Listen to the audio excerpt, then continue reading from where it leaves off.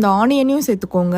2 spoon அளவுக்கு இஞ்சி பூண்டு பேஸ்ட் சேர்த்துக்கலாம். உப்பு பாத்தீங்கன்னா நான் ஃபர்ஸ்ட் 1 ஸ்பூன் சேர்த்திருக்கேன். பத்தலனா அதுக்கப்புறம் பார்த்து சேர்த்துக்கலான்னு. 1/4 ஸ்பூன் அளவுக்கு மஞ்சத்தூள், கட்டி தயிர் 3 டேபிள் ஸ்பூன், கஸ்தூரி மேத்தி அதாவது வெந்தயக்கீரைன்னு சொல்லுவாங்க, அதை சேர்த்துக்கலாம். இது எல்லாத்தையும் லைட்டா இந்த மாதிரி மிக்ஸ் பண்ணிக்கோங்க. 1 ஸ்பூன் அளவுக்கு நெய் சேர்த்துக்கலாம். இப்போ இது எல்லாத்தையும் நல்லா பிணைஞ்சு எடுத்துக்கலாம். நீங்க மறைக்காம ஒரு ஹாஃப் லெமன் போல ஸ்குவீஸ் பண்ணிக்கோங்க. நான் அதை மறந்துட்டேன். இதை மிக்ஸ் பண்ண உடனே குக் பண்ணிடாதீங்க. நல்லா ஒரு 1 மணி நேரம் ஊற விட்டுறலாம். அதுக்கப்புறம் செஞ்சா இன்னும் டேஸ்டியா இருக்கும். நம்ம ஆல்ரெடி வெங்காயம் ஃப்ரை பண்ணி வச்சிருந்தோம் இல்லையா, அந்த எண்ணெயிலே சேர்த்துக்கலாம். மீடியம் ஃப்ளேம்ல வச்சுட்டு எல்லாத்தையுமே நல்லா மிக்ஸ் பண்ணி விட்டுக்கலாம். ஒரு 1/2 நிமிஷம் நல்லா குக் பண்ண விட்டுட்டு இப்ப க்ளோஸ் பண்ணிடலாம். இந்த மாதிரி சைட்ல எண்ணெய்லாம் பிரிஞ்சு வரும் பாத்தீங்களா, அந்த டைம்ல ஓபன் பண்ணிடுங்க. இதோட க்ளோஸ் பண்ணிட்டு குக் பண்ண வேணாம். ஓப்பன்லேயே வச்சுட்டு நல்லா இந்த மாதிரி கிளறி விட்டுட்டே இருந்தா நல்லா ட்ரை ஆகி சுக்கா மாதிரி வந்துடும். அவ்வளவுதாங்க, அருமையான சிக்கன் சுக்கா சூப்பரா ரெடி ஆயிருச்சு. நல்லா சுட சுட வச்சுட்டு மொறுன்னு தோசை, சப்பாத்தி, பரோட்டாவோட சாப்பிட்டீங்கன்னா அவ்வளோ டேஸ்டியா இருக்கும். கண்டிப்பா நீங்களும் இந்த ரெசிபியை ட்ரை பண்ணுங்க. மறக்காம நம்ம சேனலை சப்ஸ்கிரைப் பண்ணிக்கோங்க.